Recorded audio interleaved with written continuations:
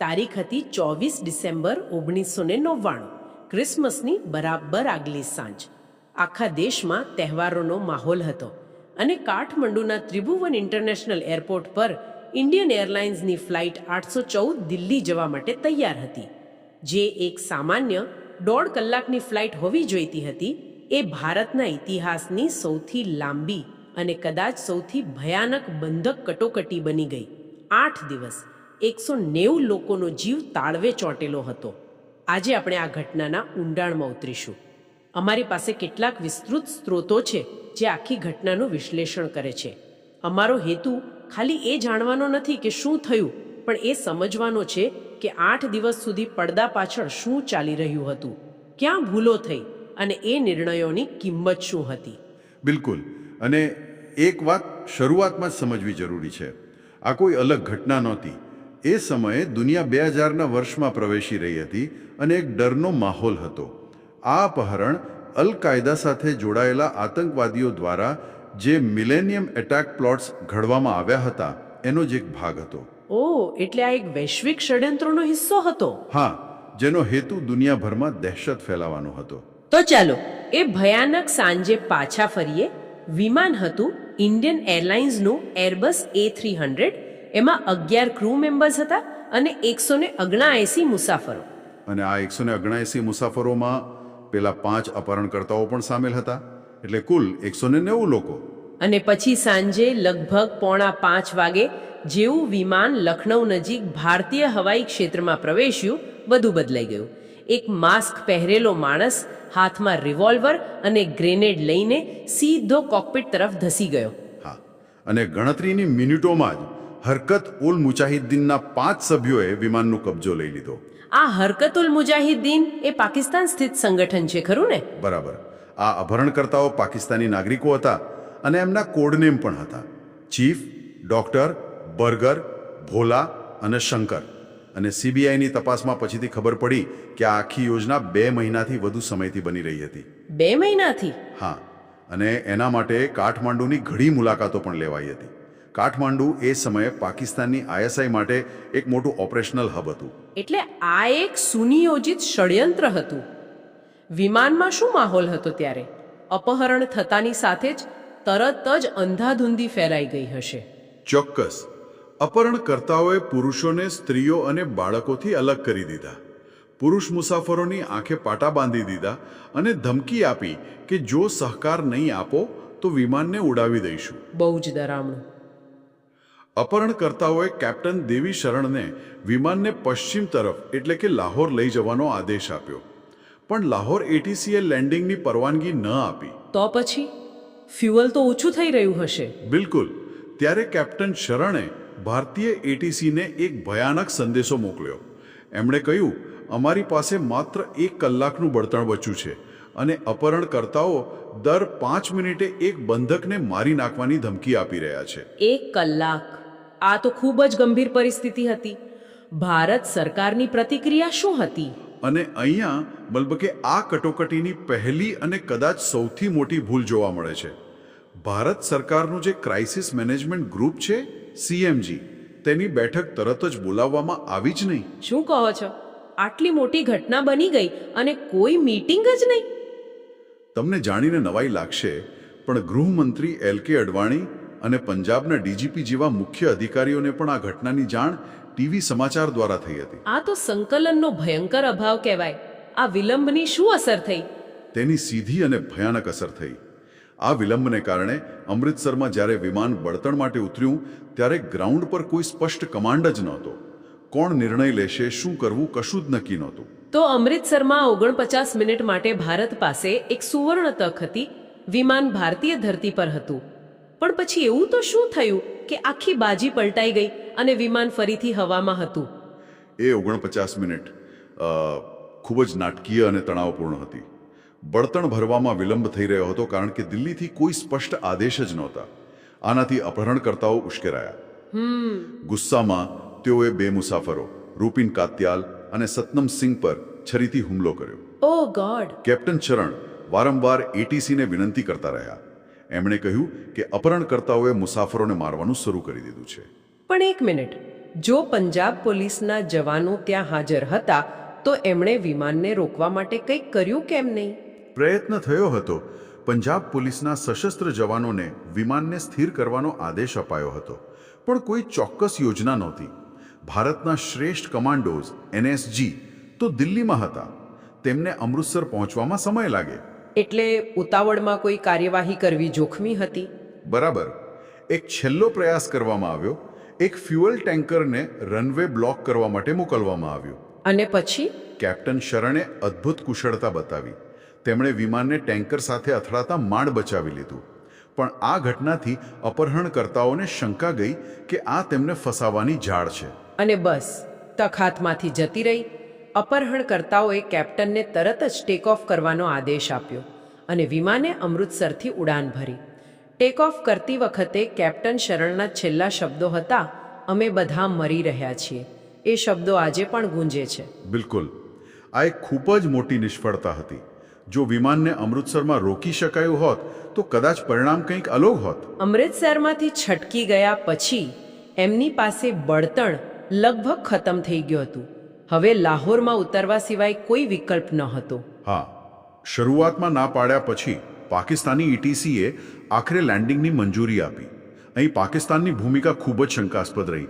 ભારતીય અધિકારીઓએ પાકિસ્તાનને વિનંતી કરી હતી કે વિમાનને ત્યાંથી ઉડવા ન દેવાય. પણ એમણે સાંભળ્યું નહીં. બિલકુલ નહીં. ઉલટાનું ભારતીય હાઈ કમિશનરને એરપોર્ટ પહોંચવામાં જાણી જોઈને મોડું કરાવ્યું અને તેઓ પહોંચે તે પહેલાં જ વિમાનમાં બળતણ ભરીને તેને ફરીથી ઉડાન ભરવાની મંજૂરી આપી દેવામાં આવી. લાહોર પછી વિમાનનું આગલું સ્ટોપ હતું દુબઈ. ત્યાં શું થયું? વિમાન અલ મિન્હાદ એરબેઝ પર ઉતર્યું.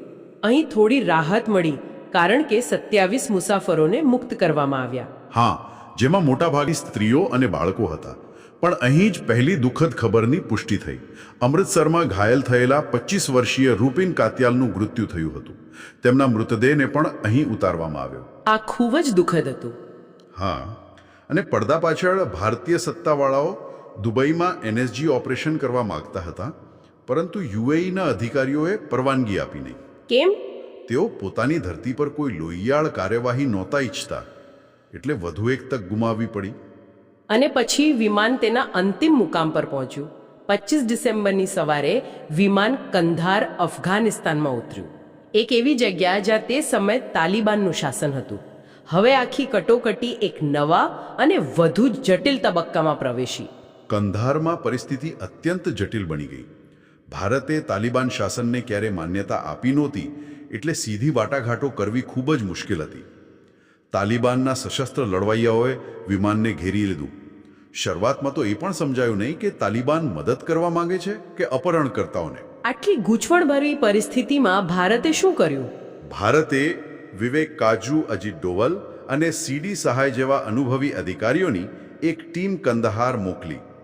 અજીત ડોવલ, જે પાછળથી NSA બન્યા, એમના કહેવા મુજબ ત્યાં પહોંચ્યા પછી તરત જ સ્પષ્ટ થઈ ગયું કે અપહરણકર્તાઓને કંદહારમાં પાકિસ્તાનની ISI તરફથી પૂરું સમર્થન મળી રહ્યું હતું. ISIનું સમર્થન? આ તો ખૂબ ગંભીર આરોપ છે. આના કોઈ પુરાવા હતા? ડોવલના મતે આ કોઈ વાટાઘાટ હતી જ નહીં. આ એક તરફી દબાણ હતું. ISI એ સુનિશ્ચિત કરી રહ્યું હતું કે અપહરણકર્તાઓને સુરક્ષિત રસ્તો મળે. જ્યારે અપહરણકર્તાઓના હથિયારો ખૂટી રહ્યા હતા ત્યારે તેમને નવા હથિયારો પહોંચાડવામાં આવ્યા. અરે વાહ! આના કારણે ભારતની વાટાઘાટ કરવાની સ્થિતિ અત્યંત નબળી પડી ગઈ. આ દરમિયાન અપહરણકર્તાઓની માંગણીઓ શું હતી એ પણ બદલાઈ રહી હતી, ખરું ને? હા, શરૂઆતમાં ફક્ત મસૂદ અઝહરની મુક્તિ, પછી માંગણીઓ વધીને 36 કેદીઓ, એક મૃતદેહ અને $200 મિલિયન સુધી પહોંચી. આ તો દબાણ બનાવવાની યુક્તિઓ હતી. બિલકુલ. આખરે ઘણી વાટાઘાટો પછી માંગણીઓ 3 આતંકવાદીઓની મુક્તિ પર આવીને અટકી. મૌલાના મસૂદ અઝહર, અહમદ ઓમર શહીદ શેખ અને મુશ્તાક અહેમદ ઝરગર. અને આ ત્રણે કોઈ સામાન્ય કેદી નહોતા. જરાય નહીં. મસૂદ અઝહર એક પ્રભાવશાળી આતંકવાદી વિચારધારક હતો. ઓમર શહીદ શેખ લંડન સ્કૂલ ઓફ ઇકોનોમિક્સમાં ભણેલો અત્યંત બુદ્ધિશાળી અને ક્રૂર આતંકવાદી હતો. અને મુશ્તાક ઝરગર? એ કાશ્મીરમાં એક કુખ્યાત આતંકવાદી હતો જે ડઝનેક હત્યાઓ માટે જવાબદાર હતો. આ ત્રણેયને છોડવા એટલે આતંકવાદ સામેની લડાઈમાં એક મોટું પગલું પાછળ ભરવા બરાબર હતું. 8 દિવસના તણાવ પછી આખરે સમાધાન થયું. 31 ડિસેમ્બર 1999ના રોજ ભારત સરકાર મુસાફરોના જીવ બચાવવા માટે 3 આતંકવાદીઓને છોડવા માટે સંમત થઈ. હા, અને તત્કાલીન વિદેશ મંત્રી જશવંતસિંહ પોતે ત્રણેય આતંકવાદીઓને એક વિશેષ વિમાનમાં કંધાર લઈ ગયા. ત્યાં એમની અદલાબદલી થઈ અને બાકીના મુસાફરોને મુક્ત કરવામાં આવ્યા. પણ વાર્તા અહીં પૂરી નથી થતી. આ તો કદાચ એક વધુ ભયાનક અધ્યાયની શરૂઆત હતી. ભારતને અપેક્ષા હતી કે તાલિબાન આ બધાની ધરપકડ કરશે.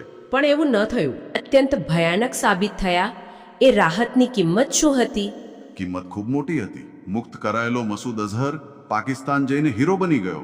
તેણે ત્યાં જૈશ-એ મોહમ્મદ નામના એક નવા અને વધુ ઘાતક આતંકવાદી સંગઠનની સ્થાપના કરી.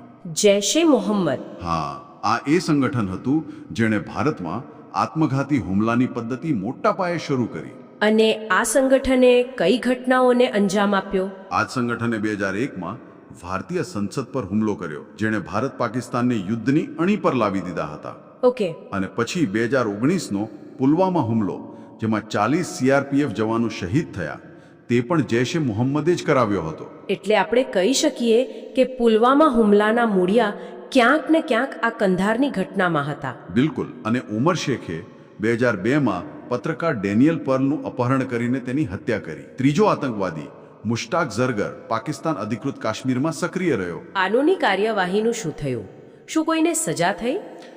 CBIએ 10 લોકો પર આરોપ મૂક્યા, પણ પાકિસ્તાનમાં રહેલા 7 મુખ્ય આરોપીઓ પર ક્યારેય કેસ ચાલ્યો જ નહીં. અને ભારતમાં? ભારતમાં આ ષડયંત્રમાં મદદ કરનારા માત્ર 3 સાથીદારોને આજીવન કેદની સજા થઈ. હા, પણ આ ઘટના પછી એક મોટો સુધારાવાદી ફેરફાર એ થયો કે ભારતના તમામ એરપોર્ટની સુરક્ષા CISFને સોંપવામાં આવી. હા, આજે આપણે જે કડક સુરક્ષા જોઈએ છીએ તેની શરૂઆત અહીંથી થઈ હતી. તો ચાલો આને ટૂંકમાં સમજીએ.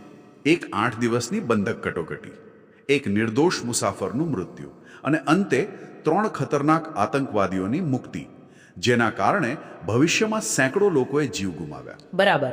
આ ઘટના ભારત માટે એક મોટી રાજદૂતારી અને સુરક્ષા નિષ્ફળતા હતી. ઘણા વિશ્લેષકો માને છે કે IC-8-114નું અપહરણ લગભગ 2 વર્ષ પછી થયેલા 9/11 હુમલાનું એક પૂર્વદર્શન હતું, એક ચેતવણી હતી. અને આ ઘટનાએ તાલિબાન પ્રત્યેની ભારતની વિદેશ નીતિમાં પણ એક મોટો ફેરફાર લાવી દીધો. આ બધી ચર્ચા પછી શ્રોતાઓ માટે એક વિચાર પ્રેરક પ્રશ્ન છે. તે સમયે સરકાર પાસે એક અશક્ય પસંદગી હતી: 179 બંદૂકોના જીવ બચાવવા કે 3 આતંકવાદીઓને છોડવા. તેમણે બંદૂકોના જીવ બચાવ્યા, પણ તે જ આતંકવાદીઓએ ભવિષ્યમાં વધુ હિંસા ફેલાવી.